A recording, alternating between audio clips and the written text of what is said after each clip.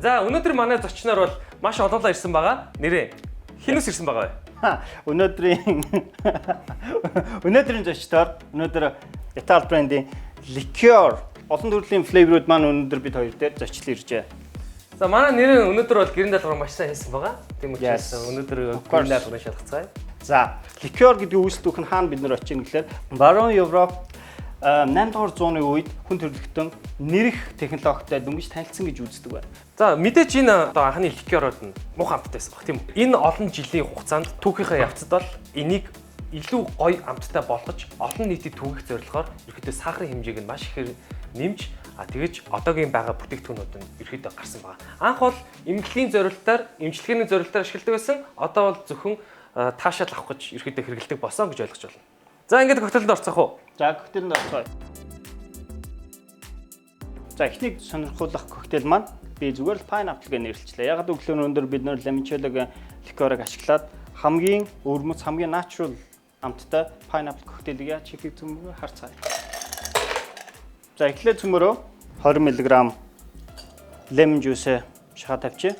30 мг gin, Итали алдартай дахин давтчихгүй limoncello ликер.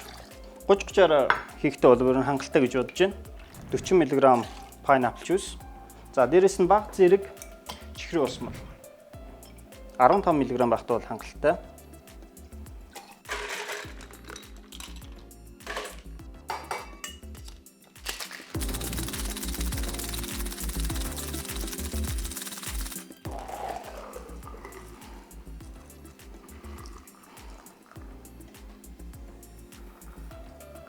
Коктейл маань ингээ бэлэн боллоо. Вау. Би limoncello үнэхээр гайхалтай гаргаж чадсан үгүй надад хэлээч.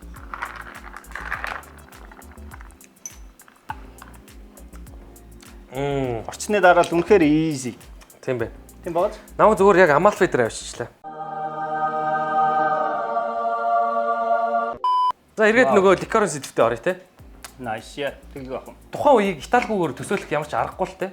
Яг гэвэл анхан ухаан дээр маш том нээлт олсон байдаг. Энэ нь болохоор нэрх технологиг ерөөдөө дэлхийн нийтэд түгээсэнтэй холбоотой. Хамгийн анхны нэрх үйл явцыг Италийн Салерно хотод нэг ламтан сүм дотор тэмдэглэж үлдсэн төм бүзэд хадгалаастай байдаг. Нэрээ үнэлгээний систем дээр одоо амхнаас хэлбэрх нь хоёлоо рейтингийн систем ерөөдөө үнэлгээний систем өгж байгаа тийм үү? За энийг хэдээр үнэлж байгаа вэ? Боо хийхэд хамгийн амархан бай. Бид нэр хамгийн хэцүүгээ 5-аар үнэлж байгаа бол энэ маань магадгүй 2 стараар өнөөдрийн коктейлийг би үнэллээ. За дараагийн коктейлийн нэр бол мэдээж капучино. За капучиног ерөөдөө Италид яаж хэрэглэдэг вэ гэхээр яг өглөөний цайныхаа үед хэрэглэдэг. Ер нь бол орой үдээс хооштой ерөөдөө капучиногийн хэрэглээг ерөөдөө Италид бол хоригддаг. Тэгвэл яг энэ жороор хийсэн энэ коктейлийг бол үдээс хооштой хэрэглэхэд бол айгүй хүнийг айгүй гоё сэргээж өгөх маш гоё амттай коктейл байгаа. Та бүхэн бас гэртээ туршиж үзээрэй. За энээсээ 50 мг капучиног ликер орлоо. За мэдээж шинээр нь гаргаж авсан эспрессо тий. Манайхаа айгүй буруу ярьдэн шүү. Эспрессо гэж. Энэ бол эспрессо. За үүний дараа 30 мг whipping cream.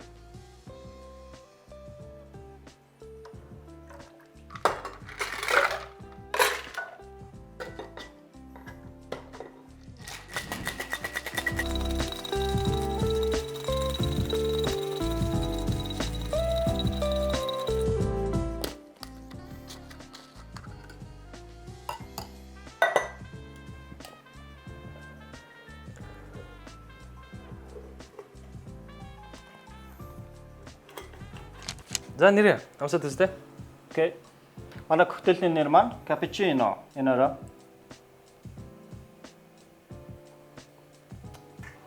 Вау. Нэж бод. Тэнгүүсээ.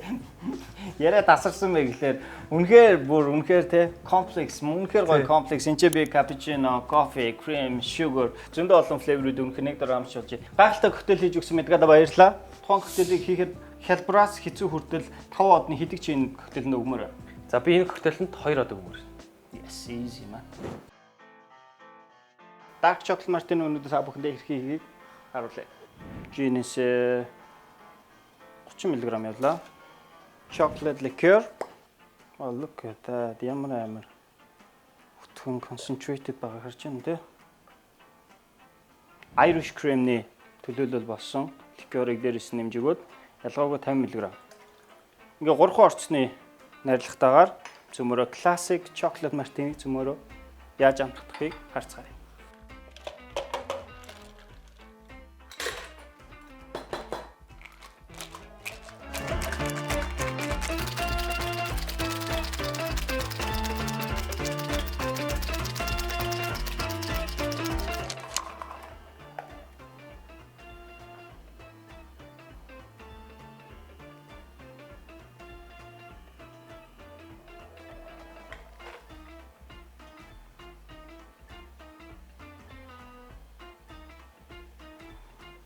I know you attempted. I got it.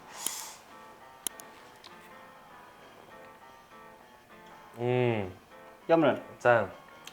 Үнээр гоё хөтөл болсон байна. Залуу хосод хоорондоо болцоод сууж агаад яг бартендерээс нь надад нэг something sweet наа. Яг иймэрхүү хөтөл санал болгооч гэдэгт нь яг ийм хөтөл май гэх юм бол энэ бартендер бол үнэхээр мэдрэмжтэй бартендер байна гэсэн үг шүү, guys.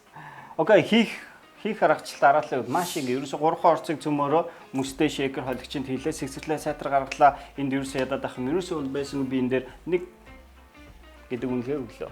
Тэгэхээр ликеруудын өнөөдөр хөгжсөн замлалт хүүхдүүдийг анзаарахад хамгийн инээдтэйгээс хамгийн нэр хүнд бүхий гайхалтай брэндүүд өнөөдөр хүртэл дурдгасаар байдаг. Ирзэн чихэрний флейвер, йогуртны флейвер, газрын тосны флейвер, гэх мэтчлэн гайхалтай сонирхолтой флейверүүдийг ганцхан ликер л биднэрт өгч чаддаг байна. Тирамисугийн ликер орж байгаа. За тирамису гэдэг нь болохоор италиар тира гэдэг нь татаач, ми гэдэг нь намайг, сүү гэдэг нь дээшээ гэсэн. Намайг дээшээ татаачаа гэсэн десертний нэрээр нэрлэгдсэн энэ ликер байгаа. За энэгээр маш сонирхолтой коктейл хийж үзүүлье. За коктейл бааранд ерөөхдөө өндөгний цагааныг ашигладаг болохоос өндөгний шарын төдийлөн ашигладаг. Өндөгний шар нь орсон коктейлийг болохоор eggnog коктейл гэж нэрлэгддэг байгаа. За хэдүүлээ eggnog коктейлийг хийж үзүүлье. Тирамисуны ликерноос 30 мг. Өндөгний шар орсон коктейлийг хизээ уух ёстой гэхэл ерөөхдөө яг өглөөний цайн дээр ерөөхдөө уух ёстой. Уул илүү зүгээрээ гэж авч үздэг. Ягаад гэвэл өндөгний шар орж байгаа учраас энэ дотор бол маш их тос агуулгадж байгаа. Тийм болохоор ерөөхдөө өглөө уух тохиромжтой гэж үздэг. За 30 мг сүү орлоо. Өндөгний шар. За дээр нь өмнө бэлдсэн 10 мг ванилины сироп.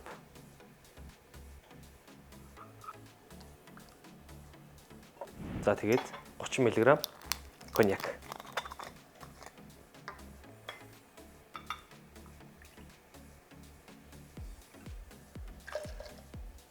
За өндөгний шар орсон учраас ерөөхдөө сэгсрэлтийн хугацаа 10-аас 15 секунд байх болно.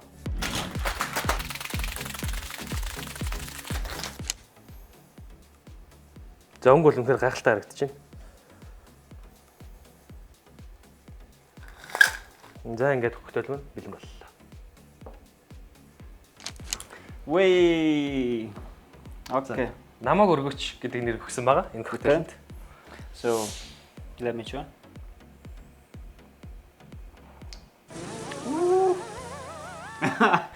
Wow. Энэ үнэхээр гоё. Wow. Ликерийг яаж угаасаа бид нэр elevate хийгээд эдэлтээр өнгө авчир чаддаг үсэн дээр easy жишээний хувьд үнэхээр харагдаж шүү guys. Please. Үүнийг хийж турш заавал үзэх хэрэгтэй байна тийм үү? Энийг хийхэд хэр хэцүү байх вэ? Надаа 5 одны хэдийг нөгөх юм.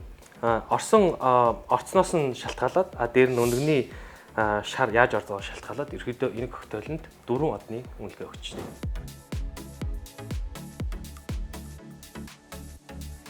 За дараагийн дугаар хүртэл баяртай. Гэхдээ та бүхэн дараагийн дугаарт ямар ч очиж уурах, ямар категори, ямар бүтээгдэхүүн спириттэй танилцахыг хүсч ивэл комент хэсгээр доор үлдээгээрэй. Бид хоёр комментиг аваад дараагийн мэдээлэлтэй шалгуу орох вэ. Окей, баярлалаа.